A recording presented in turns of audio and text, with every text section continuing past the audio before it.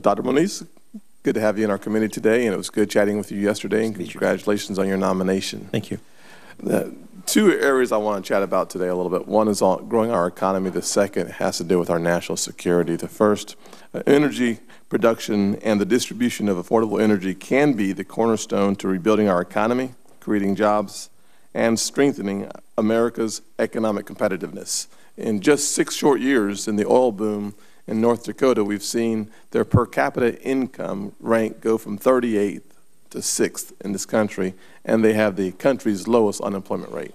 So there's no question that our energy economy could be a major part of growing our GDP back to a 4 or 5% range. They say that we could create around 2 million jobs in the next few years and see trillions of dollars of economic activity in our country through our energy economy.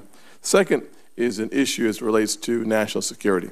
Our national security is an important ingredient in the entire energy conversation. One specific area for my concern and interest is the MOX facility in South Carolina. There is a project, of course, in South Carolina that is critical to our nation in honoring the U.S.-Russia plutonium disposition agreement to dispose of 34 metric tons of excess U.S. weapons-grade plutonium. The MOX facility is designed to dispose of excess weapons-grade plutonium by converting it into fuel for commercial nuclear power reactors. Dr. Moniz, when you were at DOE during the Clinton administration, did you ever participate in any discussions about the development of the MOX agreement with the Russian government? Senator Scott, yes, I did. In fact, I spent quite a bit of time discussing that issue. I mentioned in the opening statement that I was deemed the Secretary's lead negotiator for disposition of Russian weapon materials, so this fell under that purview. Specifically, in 1998, the Department of State and the Department of Energy together established a mutual disposition program for 34 tons. And we produced I believe in the year 2000, then a signed plan there. At that time, there were 2 pathways that were technically laid out. One was the MOX approach, and the second one was a vitrification approach. And then that's when the administration ended, and subsequently the projects went forward. So what is your view on the MOX approach? Do you support it? Well, yes, so the MOX approach is certainly one way of taking, to clarify what it will do is it will so-called change the isotopics of the plutonium to make it less suitable for a nuclear weapon. Do you believe the administration, the Obama administration, has any intention of breaking or sending signals to break the U.S.-Russia plutonium disposition agreement? Well, sir, at this stage, I have no information other than what's in the public sphere. So if I'm confirmed, obviously, I would be looking into this issue. Are you aware of the fact that we spent about $4 billion on that MOX facility?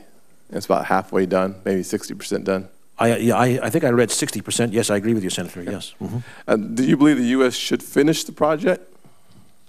Well, again, I think when I have to wait possible confirmation to be able to be in a position to understand where we are going with But do you have an opinion on whether or not we should be? There's 2 options so far, right? There's basically 2 options. For sure. One is the MOX facility. So my question really is, do you think we should continue the work that we've invested $4 billion in, 60% completion for us to honor the agreement that we currently have? I certainly think we need to honor our agreement with Russia in terms of mutual disposition of plutonium. So if we do not go forward with the MOX facility, how will we honor the agreement? That would have to be looked into if I were confirmed. Again, I have no indication of what the path forward is other than what I've seen in the public on the MOX plan. So, would you say then we should continue forward with the MOX facility?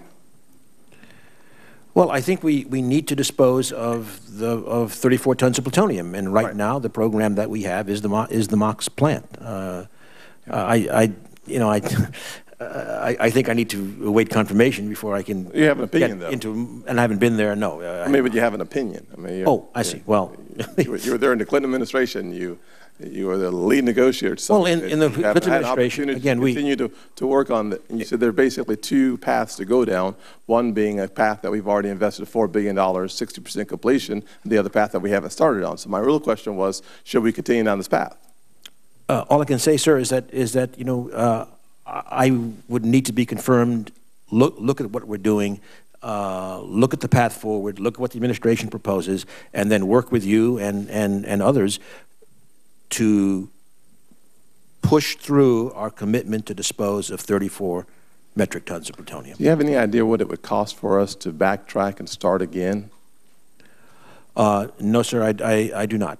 And I don't know. And again, I have no. I'm not suggesting that that's the plan. I just don't know. Yeah. I mean, are you aware of any of the penalties that the federal government would have to pay to the state of South Carolina if the facility is not finished on time?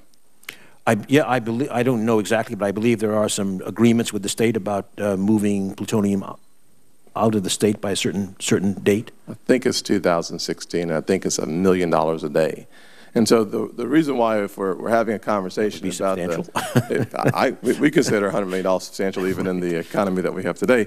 And so my thought was, if it's important, if we only have two paths that we can consider, one path we're on currently, which is 60% complete, we've invested $4 billion. The other path, we have no idea how much it would cost when we would start and how we get finished.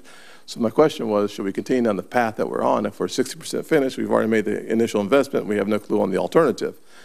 And your answer was you're not sure exactly what we should do at this point? No, sir, that's not exactly how I phrased it. No, I said that if I'm confirmed, yeah. then I will certainly, and certainly with your encouragement, I'll look into this with a high priority. I'll work with you and others involved closely. Again, let me make no mistake about my commitment to advance the agreement to dispose of the plutonium. And my questions, finally wrapping up, my questions really have to do with the fact that many of the rumors that we've heard around the MOX facility and the Obama budget has to do with the ability or the probability of a reduction in the funding of it. And if the funding is reduced by 50, 60, 75%, the ability to finish on time would not occur, number one. Number two, the impact on that to the federal government would be hundreds of millions of dollars in penalties. Third, maybe perhaps the most important, it would be breaking the agreement that we have to dispose of the 34 metric tons that we signed with the Russian government. Senator Scott, thank you.